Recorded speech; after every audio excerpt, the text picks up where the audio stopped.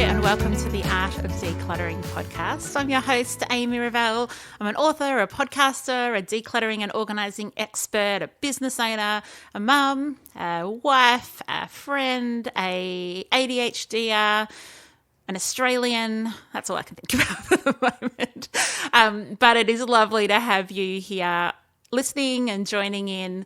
Welcome, and thank you for setting aside the time so that you can experience freedom from clutter. Today, I want to talk to you about something that is probably fairly uniquely Amy, but I hope that it will kind of open your eyes to different ways of decluttering. I want to call it zoo decluttering, not because zoo stands for anything, but for me, it's what triggers my memory. So let me give you some background so that it doesn't sound like I've lost my I can't even think, lost my brains. Okay. When my kids were little, we had what was called a FOTS membership. So it's Friends of the Zoo. And what it was is that you bought an annual membership and you got to go to any of the zoos in Melbourne whenever you liked. So you didn't have to pay like a each time entrance fee. It was a membership and you could go whenever, how often, whichever zoos you liked. My kids loved going to the zoo and I loved taking them because it was an outside activity. There was lots of different things we could see. They had a really cool like education hub there as well. There was a playground. There was areas to have a picnic. And lots of our friends when the kids were little also had those memberships. And so we'd quite often go in there and meet. Now, zoos are huge. And when the kids were, this is when they were preschoolers. So, you know, when they were 1 and 3, 2 and 4, 3 and 5, like that's kind of the age group, that preschool age. And we would go about every 2 weeks. And what we used to find is that it was quite overwhelming just to kind of turn up at the zoo and try and decide what to see, where to go, which path to take, how to prioritize. And so we would play this fun game in the car on the way to the zoo. The boys would take it in turns, each zoo visit, and they would kind of get to pick a category. And so this is how we did our zoo visits, is that we would pick a category like African animals or Australian animals or animals that live in water or animals that are larger than the children. And so we would make up this like random category, but that's how we decided what animals we were going to visit on that day. And it made it so much more fun. So when we said, okay, they've got to have 4 legs, then we would just pick, okay, we'll go to the giraffes and then to the zebras and then to the elephants and then we'll go somewhere else. But that time we wouldn't have seen the seals and the penguins and the dolphins and the birds. Or we would say we're just going to do like the really big animals. So if you had kids when they were super little, mine didn't like standing there and trying to find the animal in the enclosure. And so if you go the big animals, it's much better bang for your buck. And so then we'd go around, we'd see like the polar bears and the grizzlies and the lions and the gorillas, and we'd do that. And then sometimes we would just go and all they wanted to do was go to the education centre. And so then I didn't feel at the end of a visit, we haven't got our money's worth or our time's worth because all they've done is gone and played dress up vets and like played with the stuffed animals and given them medicals because that was the objective before we went. And I just absolutely loved doing this with the kids. We would come up with the silliest categories. Like we'd come up with color categories. Okay, we're going to see animals that have white on their skin, fur, or what's the other one called? Like hair. So we would come up with all these categories and it was our way of experiencing the zoo without it getting too tiresome, making too many decisions. We'd give ourselves categories. And I was thinking about this the other day in relation to decluttering. And so many people come into our Facebook community and say, I just don't know where to start. And so I wonder if actually you could use the zoo style decluttering to help you decide where to start. So I'm going to dig a little bit into that and give you some examples of how to use the Amy taking her kids to the zoo model and using that in your home for decluttering. So let's take a quick break and we'll be back in just a second.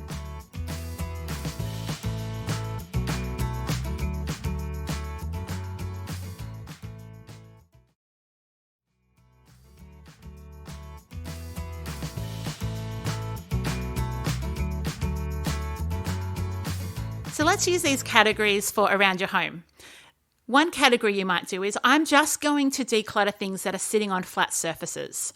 And so you wander around and you do countertops, bench tops, benches, tables, side tables, coffee tables. It's only flat surfaces. Or you might say, I'm going to declutter things that are already on the floor. And so it's clothes that are on the floor, or I'm going to go through toys that are on the floor, or there might be a pile of things at your front door of hats and bags, and go through the things that are already touching the floor. You might go for a category and say, I'm only going to take rubbish from outside. So I'm going to wander around my backyard, and any kids' toys that have got that sun damage brittleness about them, or balls that no longer pump up, I'm just going to wander around the backyard and get rid of rubbish.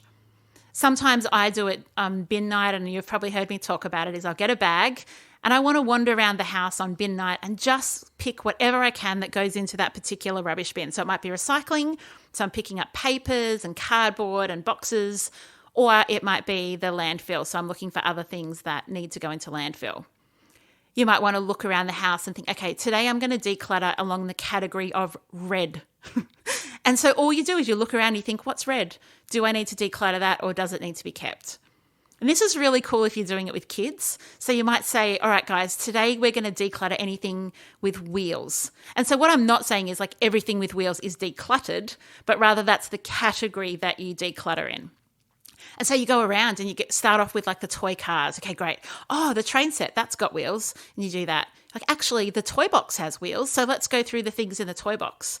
The high chair has wheels. Do we still use the high chair? Is there anything hanging off the high chair that we don't need anymore?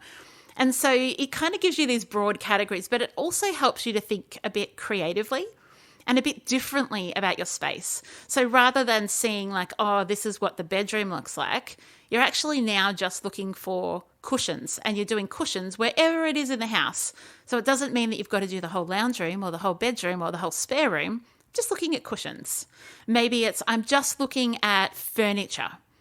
And often in homes, there's a coffee table or a bookshelf or a side table or a stool. There's often furniture that you're not fully using and that you can probably let go of. And so using these categories, you start to think of decluttering in a different way, in a way that allows you to have a clear goal, move around your house, seeing things with fresh eyes.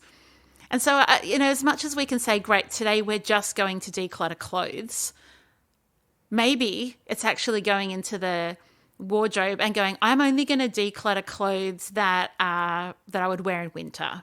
I'm only going to declutter black things today. I'm just going to find 10 black things to declutter. And maybe putting a number on it is the thing for you that works. I'm going to find 5 red things that I can declutter today. I'm going to find 1 piece of furniture. I'm going to go outside and I'm going to find 5 broken toys that I can put straight in the bin. And I just really like whatever gives you framework for decluttering, I think is helpful.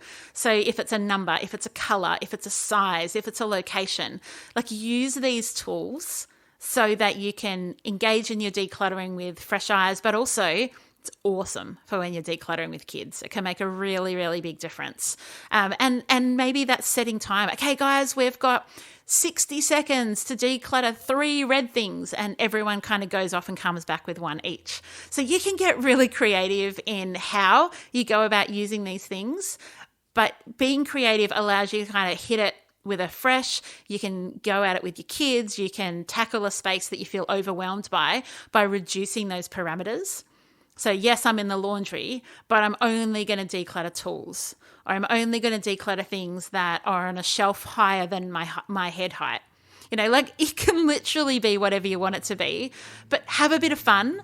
Maybe you can get the kids to set parameters. Maybe they set the parameter and then you set the number of items. All right, we're doing baking at the moment. We want to find 3 things that we don't need when we're baking. And so you can go through that. So it is a little bit of fun, but it's also just, using creativity to declutter more efficiently. I hope that's helpful. There's my zoo style decluttering for you. Hey, maybe it also means that when you go to the zoo next, you might use that as a hot tip for when you're trying to decide what animals to see, what places to go. We've certainly used that when we're at the park sometimes too, when there's a really big park and the kids are a bit overwhelmed. It's like, okay, we're going to find as many things as we can to swing on. And so not only do you go on the swings, but you go on the monkey bars, and then there's another thing that they can swing off. Anyway, I'm totally going down another tangent, but you get the idea. As I said last week, I really want to encourage you to join my 5-day wardrobe declutter challenge. So I'll put a link again in the show notes for you. That's a completely free course. You can do it at your own pace. You've got lifetime access to it. And while you're there, maybe just check out some of the other courses that I have on offer. There's an incredible paperwork course, which I couldn't love anymore if I tried. You've got our Head, Heart and Home signature decluttering course, which gives you everything that you need to be successful in decluttering. So have a look on there, look in the show notes. You'll see whatever tickles your fancy. There's options there for you. Until next week, enjoy the freedom.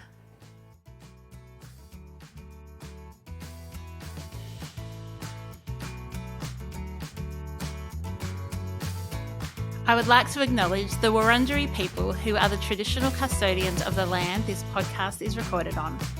I would also like to pay respects to their elders, both past and present, of the Kulin Nation, and extend that respect to other Indigenous Australians. Thank you so much for joining me today. If you enjoyed today's episode, I would love you to rate and review the show on your podcast app. That will help others to find the Art of Decluttering podcast as well. If you'd like any more information, you can visit theartofdecluttering.com.au, and I would love to see you in my Facebook group. Just search the Art of Decluttering community on Facebook and join today. I hope that you have an incredible rest of your day and enjoy the freedom.